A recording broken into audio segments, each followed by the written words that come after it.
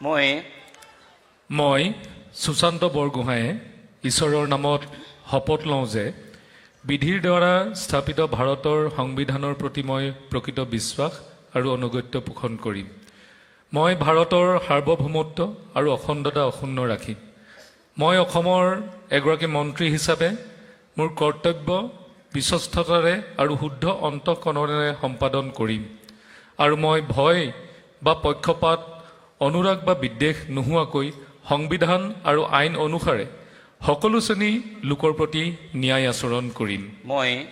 মই সুশান্ত বৰগোহাঁয়ে ঈশ্বৰৰ নামত শপত লওঁ যে অসমৰ এগৰাকী মন্ত্ৰী হিচাপে মোৰ কৰ্তব্যৰ যথাযথ সম্পাদনৰ বাবে আৱশ্যক হোৱাৰ বাহিৰে মই এনে বিষয় যি অসমৰ এগৰাকী মন্ত্ৰী হিচাপে মোৰ বিবেচনাৰ বাবে অনা হ'ব বা মোৰ জ্ঞাত হ'ব তেনে বিষয় মই কোনো ব্যক্তি বা ব্যক্তিসমূহৰ ওচৰত প্ৰত্যক্ষ বা পৰোক্ষভাৱে অৱগত বা প্ৰকাশ নকৰিম।